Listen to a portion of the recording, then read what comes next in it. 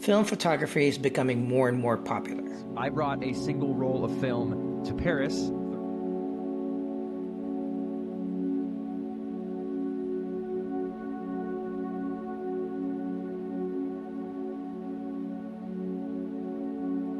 But if you aren't ready to commit to relearning a new skill, or you already ran out of money building your digital camera arsenal, I have just a tool for you. This is the easiest way to make your digital photographs look like film.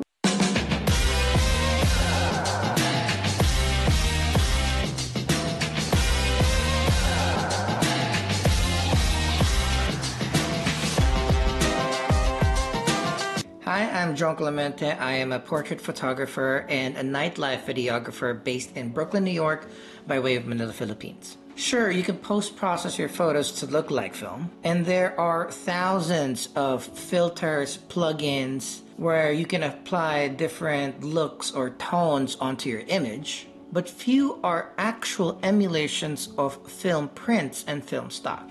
Dehancer Film has currently 63 of the most popular film looks and prints that you can apply onto your image with just a few clicks. These are not themes or color palettes that is someone's artistic interpretation of a particular mood or feel. This plugin is designed to replicate and be as similar to film stocks and film prints. They also give you the ability to tweak your image further to your taste. I shot my friend and amazing model and performer Jack Attack over the winter, and I already have edited shots from that particular shoot. I have already color corrected it to my taste, sharpened the image a little bit, smoothened the skin. But with Dehancer Film, I can totally change the look and feel of the image just by applying a different type of film emulation to that particular image. With the convenience of this plugin, I can even get some more of the raw shots and quickly edit them to make it a lot more artistic. Alright, here's a demonstration how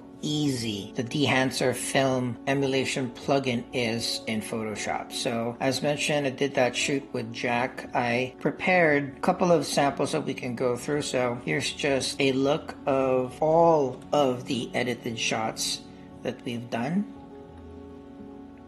Did a few out in the park, so I did again a little bit of skin smoothing, a little bit of sharpening, pushed the warm tones a little bit, but most of the color correction here all have been done through moving some curves and some layers. So going through some of our samples. What I want to do is I picked 3 of my favorite edited shots. These 3.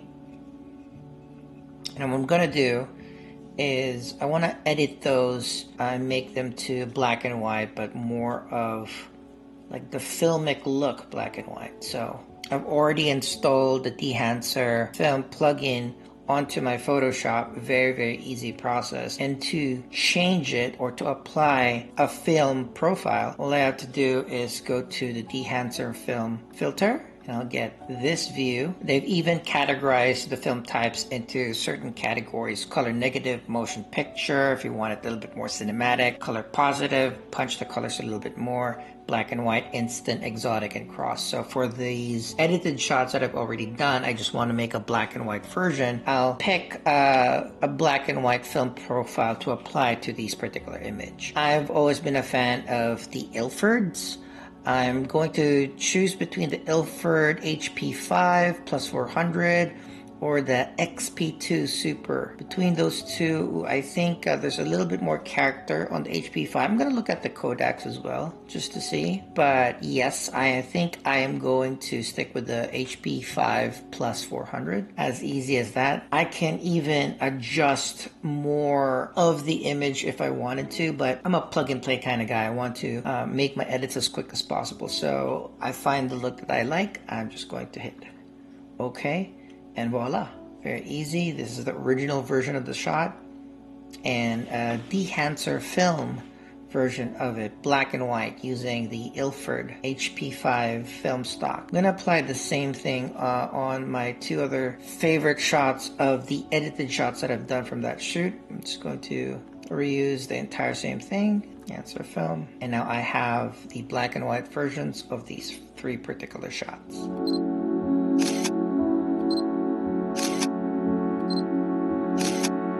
So I also picked 3 additional raw shots from our shoots that I did not edit. So these are the 3 shots that I picked. Some of my favorites. Again, as you can see, I shot this with a Sony a6700 with a Viltrox 75mm 1.2. It is sharp, but there is still some softness there. Of course, at 1.2, things kind of fall off. The bokeh is particularly strong, so that's why I bring back sharpness in Photoshop. On these 3, I just wanted to add that filmic look again super quickly. So I don't have to fix the levels or the curves, add sharpening. I just want to slap on a particular filmic look on these particular images. So in my head, I want something that is a little bit more cinematic. So I'm going to concentrate on the motion picture categories of film profile. So the Eterna is always a hit, so I know that's kind of like where I'm gravitating towards. But I'm looking at the thumbnails right here, and this Vision 3 looks really good. Let's just quickly skim through the others. Now I think for this particular image, because this is more on the cooler end, I'm going to counteract it with the warmth of the Kodak Vision 3 203. It's okay. That's it. And this particular image, we'll do the same. Maybe I don't need this to be a cinematic anymore because she's already prominent. So I'm gonna, how about punch the colors a little bit? So we'll do, or mute the colors a little bit. So we'll do the color negative version of it. Agfa color, pretty good. Cinestel is always a hit. I like this version of Cinestel 800T. Makes the skin a little bit more vibrant, but kind of adds more depth to that background with this particular mix of color and grain. So I'll pick that.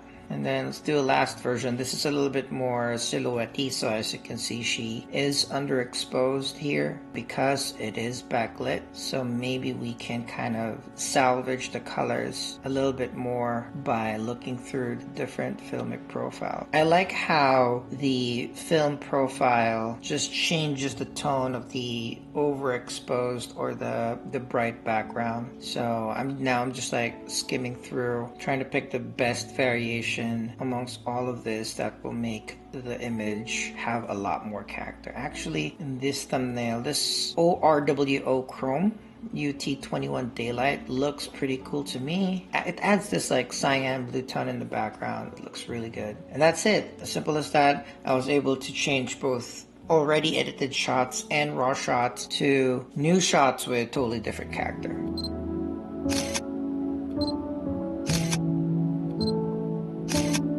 So those were some samples of shots from an actual prosumer camera, and you might think that of course it's shot with a bigger camera, more advanced sensor, so how does it fare with other cameras? Well, all of the other non-jack shots that you've seen were shot with my 11-year-old Micro Four Thirds camera. I'm just walking around the area, straight out of the camera, slapping on a Dehancer film profile.